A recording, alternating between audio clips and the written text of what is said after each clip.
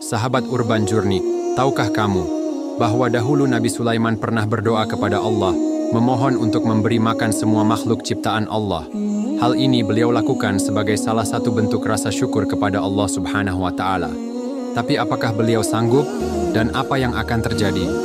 Simak kisah lengkapnya berikut ini.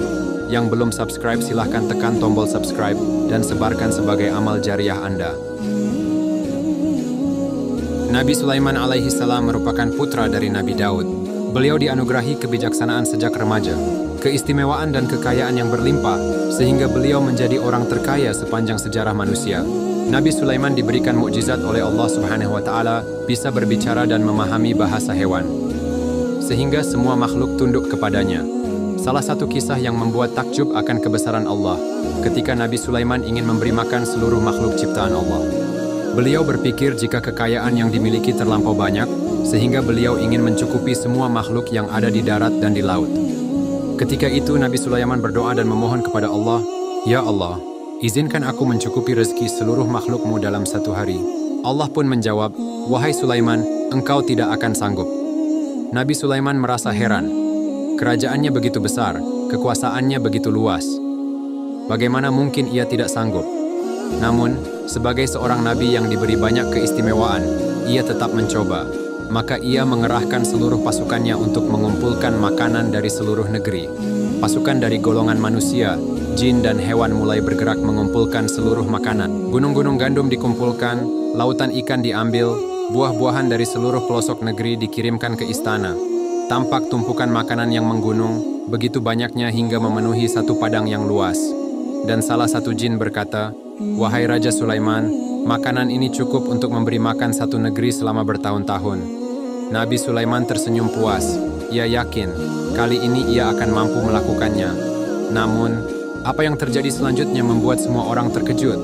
Ketika semua makanan sudah dipersiapkan dan semua makhluk juga sudah berkumpul, tiba-tiba ada seekor ikan yang besar muncul dari kedalaman laut dan berkata, "Wahai Nabi Sulaiman, aku mendengar engkau ingin memberi makan seluruh makhluk dalam satu hari.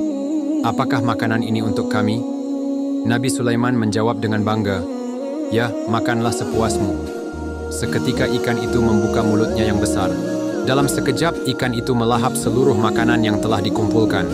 Gunung gandum habis, ikan-ikan dari lautan juga habis, buah-buahan yang bertumpuk pun tak tersisa. Pasukan Nabi Sulaiman melongo. Mereka kaget dan tak percaya dengan apa yang barusan mereka saksikan. Kemudian ikan itu bertanya lagi, "Wahai Sulaiman, biasanya Allah memberiku makanan seperti ini 3 kali sehari. Apakah masih ada makanan untukku?" Nabi Sulaiman pun terdiam, tak bisa berkata-kata.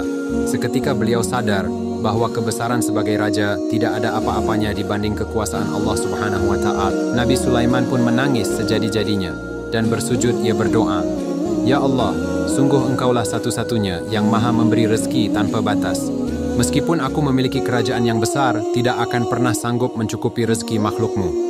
Allah pun berfirman kepadanya, "Wahai Sulaiman, tidakkah engkau mengerti? Setiap makhluk yang ada di dunia ini telah aku jamin rezekinya tanpa perlu bantuan manusia.